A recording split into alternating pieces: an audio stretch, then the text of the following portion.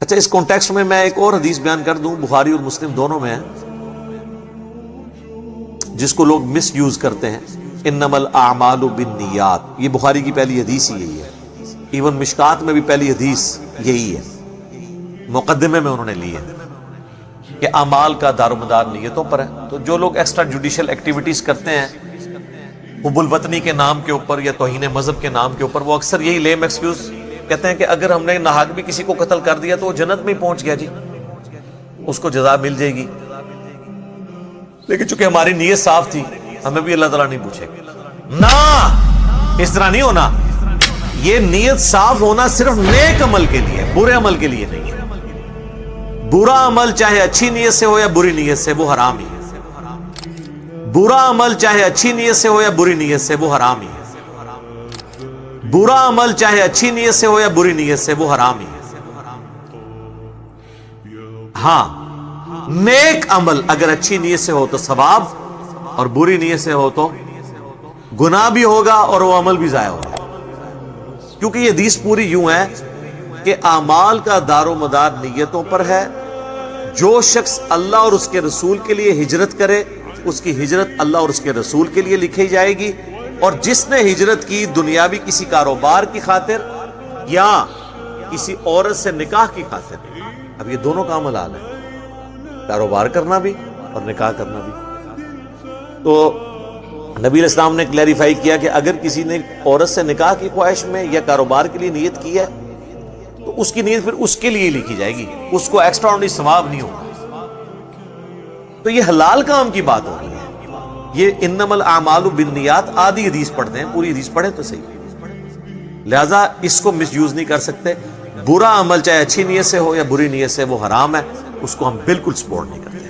اور آخری بات اس میں، قتل ناحق کسی مسلمان کا ہو، کافر کا ہو، سب کو کنڈیم کرنا ہے۔ یہ اکثر جب کافروں کے مرنے کی خبر آتی ہے تو مسلمان خوش ہو جاتے ہیں، یہ غلط بات ہے۔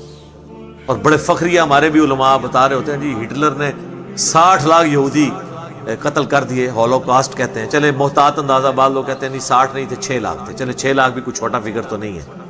دوسری جنگ عظیم میں اس نے 100 فیکٹریز بنائی تھی، باقاعدہ انسانوں کو قتل کرنے کے لیے فیکٹریاں، یہودیوں کو۔ تو یہ ہم اسے بھی کنڈیم کرتے ہیں۔ انسانیت کا قتل، چاہے کسی بھی مذہب سے تعلق رکھنے والے کا قتل ہے، وہ حرام ہے۔ دنیا کی کوئی عدالت ہٹلر کو 6 لاکھ دفعہ یا 60 لاکھ دفعہ پھانسی نہیں دے سکتی، لیکن اللہ تعالیٰ اس پہ قادر ہے کہ قیامت والے دن 6 لاکھ دفعہ اسے زندہ کر کے 6 لاکھ دفعہ پھانسی چڑھایا جائے، ہر اس یہودی کے قتل کے بدلے میں جو اس نے ناحق کیا۔ یہ یہودیوں کو جو قتل کیا گیا تھا نا وہاں پہ ہولوکاسٹ میں، وہ اس وجہ سے کیا گیا تھا، وہ کہتے تھے کہ ہمارے معاشرے میں مذہبی لوگ مس فٹ ہیں۔ بالکل آج جو ہمارا سٹیٹس ہے نا یورپ اور امریکہ میں کہ مسلمان بڑے فنڈامنٹلسٹ ہیں، یہ بڑے مذہبی لوگ ہیں، ہم ماڈرنائز ہو چکے ہیں، یہ مس فٹ ہیں اس معاشرے میں، یہ دہشت گرد ہیں۔